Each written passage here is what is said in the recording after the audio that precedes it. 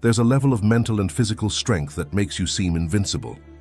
And today you'll discover how one man achieved it 400 years ago, and how you can do the same. Have you ever met someone who doesn't break? Who faces any situation without hesitation, without backing down, without bargaining with themselves, while everyone else is making excuses to explain their own failures? While everyone else gives up at the first hurdle, she persists. And you know what people say? This guy is lucky, this woman is only like this because of her genetics. This guy only got there because he's friends with the boss. But what many people don't accept is that there's a very high price to pay. Many don't want to pay that price, and they still want to condemn those on the battlefield. However, there was a man in Japan who lived during the Tokugawa era.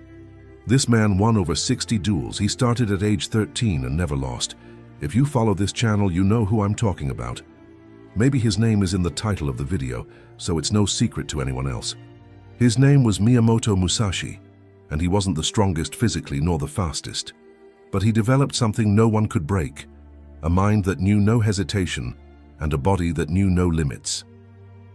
Before he died, he wrote it all down in his book, Gorin no Sho, the Book of 5 Rings.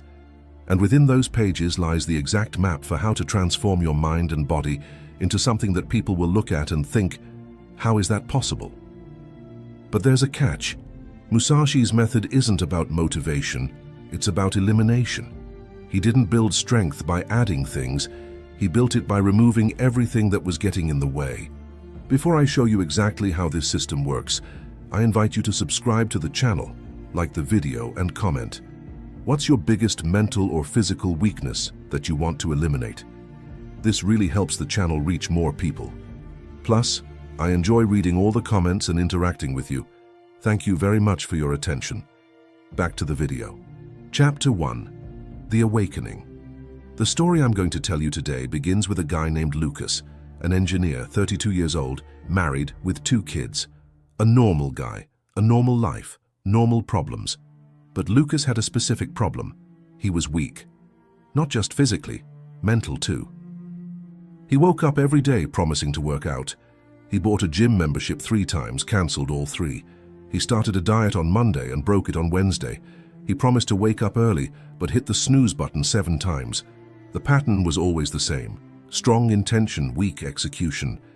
And that wasn't the only thing that was worse. When things got tough at work, he'd freeze up. When he needed to have a difficult conversation with his wife, he'd put it off. When his children needed correction and to learn about discipline and values, he left it to her to handle. Lucas was living on autopilot, reacting, never acting, until the day he had a panic attack in front of his boss. In the middle of an important meeting, his heart raced, his hands sweated, and the room began to spin. He had to leave. He went to the doctor. Tests were normal. The diagnosis, stress, anxiety, and lack of mental fitness. The doctor said something that changed everything. Your body is responding to threats that don't exist because your mind isn't trained to distinguish real danger from discomfort. You need to train your nervous system. Lucas returned home and began researching how to train the mind, how to build real mental strength. That's when he discovered Miyamoto Musashi. And more specifically, he discovered that Musashi didn't write a philosophy book. He wrote a manual of warfare applied to life. Chapter 2. The Principle of Elimination. The first thing Luke read in the Book of 5 Rings was something that seemed contradictory. Have no preferences. Do not depend on any particular weapon. He didn't understand at first. How do you become strong without having a preference? How do you master something without depending on it? Then came Musashi's explanation. Your strength cannot depend on perfect conditions. If you can only train when you have equipment, you are weak. If you can only meditate when you are silent, you are weak. If you can only focus when you are rested, you are weak. True strength is the ability to perform in any condition. Musashi practiced with wooden swords, metal swords, 2 swords, 1 sword, no sword at all. He fought day and night in the sun, in the rain, in the cold, in the heat. Why? Because the enemy doesn't wait for you to be ready. Lucas realized he was the opposite of that. He could only be productive at the office. He could only work out if he'd slept well. He could only eat healthy if his wife prepared the meals. All his discipline depended on external factors. So he did what Musashi taught. He eliminated dependencies. It started small. Push-up training. No gym, equipment, specific schedule, nothing needed. Just body and floor. He chose 20 push-ups every day. Any time, any place, any conditions. The first week was easy. The second week, his body started to ache. The third week, he traveled for work. The fourth week, he got the flu. This is where he always gave up before. But this time, he remembered Musashi's principle. Practice must continue regardless of circumstances. Traveling? Push-ups in the hotel room? Got a cold? 10 push-ups instead of 20. No energy? 5 push-ups. But never 0. Chapter 3. Haijoshin, the Still Mind. By day 40, Lucas was doing push-ups automatically, but his mind was still a mess. Anxiety about work, worry about money, fear of disappointing his family. He was getting stronger physically, but mentally he was still fragile. It was then that he encountered the concept that Musashi considered more important than any fighting technique. Haijoshin, the everyday mind, the mind that does not change. Musashi wrote, "At the moment of battle, your mind should be exactly the same as your mind when you are drinking tea. No excitement, no fear, just presence. How is this possible? How do you stay calm when someone is trying to kill you?" Musashi's answer was brutal in its simplicity. You train your mind not to react. You don't suppress fear. You become someone who doesn't need to react to fear. Lucas began testing this. Every time he felt anxiety rising, in traffic, in a difficult meeting, in an argument with his wife, he did one thing. He took a deep breath and observed the sensation without reacting to it. It sounds simple, but it was torture at first. His body wanted to scream, argue, run away, but he just watched. My heart is racing, my hands are sweating, my jaw is tense. Just observation, no judgment, no reaction. The first time it worked was in a meeting where his boss started yelling at him in front of everyone. The old pattern was freezing, sweating, and stuttering. This time, Lucas felt the fear coming on, recognized it, and continued speaking normally. His voice didn't shake, his hands didn't sweat. He responded clearly.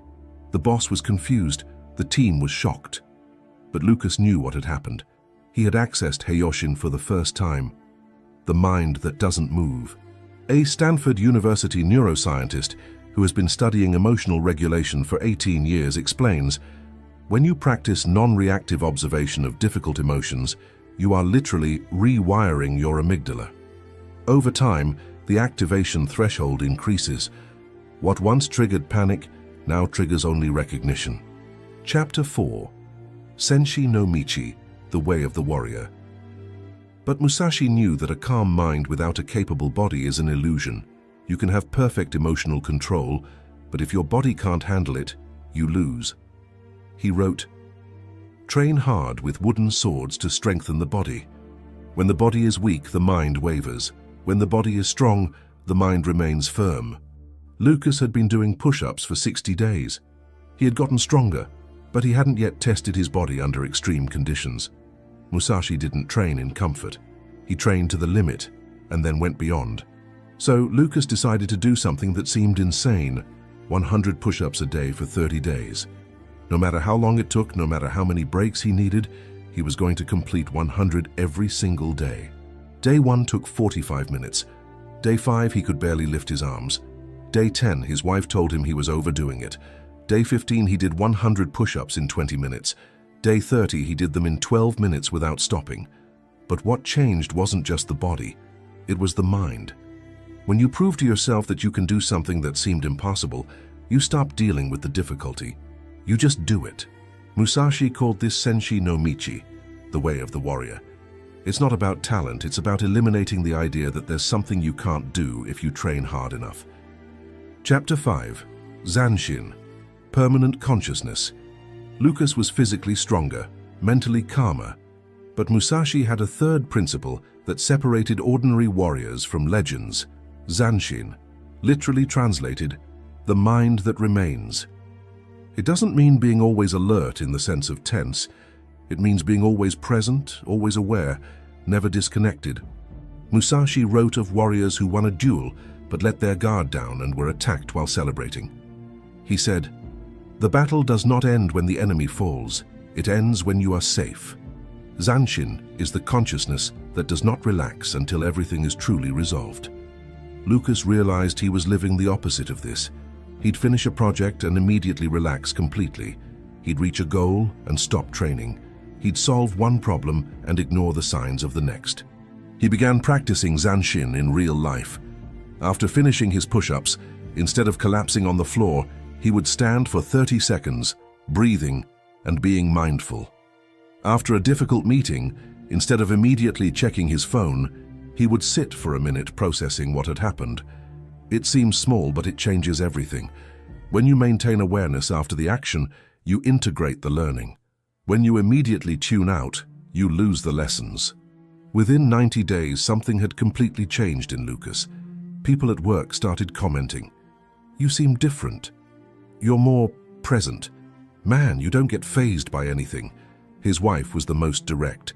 "What happened to you? You seem like a different person." And she was right, he was different. Chapter 6. Fudoshin. The mind that does not move, but the real test came on day 105. Lucas was called into an emergency meeting. The company was making cuts. He was going to be fired. The old pattern would have sent me into panic mode. Heart racing, mind spiraling, catastrophic scenarios swirling. But something different happened. He felt the initial shock. He recognized the sensation. And then, nothing. His mind didn't react. His body didn't go into fight or flight mode. He was simply present with the information. "I see. What's the schedule?" The boss was surprised by the calm. "You have 30 days, sorry, Lucas." "Okay, thanks for letting me know." Lucas left the room, returned to his desk, and continued working. His colleagues, who had been laid off along with him, were in a panic. They were calling home, crying, paralyzed. Lucas was calm. Not because he didn't care, but because he had developed something Musashi called Fudoshin, the still mind. The mind that is unshaken by external circumstances. Musashi wrote, "The tree is quiet, but not because of the absence of wind. It is quiet because its roots are deep." Lucas's roots had grown deep. 105 days of flawless training, 105 days of emotional observation without reaction, 105 days of continuous awareness. When the storm hit, he didn't break because he'd already been tested 1,000 times as a child. Over the next 30 days, while everyone else was panicking, Lucas was in action. He updated his resume, activated his network, and went on interviews. By the 23rd, he had 3 job offers. He chose the best one. He left his old company earning 40% more. The colleagues who panicked, they were still unemployed 3 months later. Fair sports psychologist who has worked with Olympic athletes for 15 years explains, "The difference between those who perform under pressure and those who collapse isn't talent. It's how much time they spent deliberately exposing themselves to discomfort. Resilience isn't something you have, it's something you build, repetition by repetition." Chapter 7. Hyoho, the strategy of void. But Musashi had one last principle that was the most difficult to understand and the most powerful to apply. Hyoho, the strategy of emptiness. He wrote, "In combat, do not intend to win, intend not to lose." It seems the same thing, but it is not. When you fight to win, you create openings. You push, you expose yourself, you risk too much. When you fight not to lose, you remain whole, without gaps, without weakness. Lucas applied this to his new job. Instead of trying to impress everyone and demonstrate his value immediately, he simply didn't make mistakes. He arrived on time, delivered what he promised, didn't create drama, and didn't make promises he couldn't keep. 3 months later, he was promoted. The boss said, "You're not the brightest on the team, but you're the most reliable, and reliability trumps brilliance." That's Hyoho. You don't have to be the best. You have to have no weaknesses. Musashi never lost a duel, not because he was stronger or faster. He never lost because he never gave an opening. He studied his opponent, waited for a mistake, and executed. Absolute efficiency, zero waste. Lucas began to apply this to everything. In his diet, he didn't try to eat perfectly. He simply never ate junk food. In his training, he didn't try to break records. He simply never failed a day. In his relationships, He didn't try to be the perfect husband. He simply never broke his word. No weaknesses, no loopholes, no excuses. Chapter 8. Sutemi, letting go of the self. 6 months after beginning his journey, Lucas was unrecognizable, physically stronger, mentally unbreakable, emotionally stable. But he had one final barrier. He was still afraid. Not of external things, but of something internal.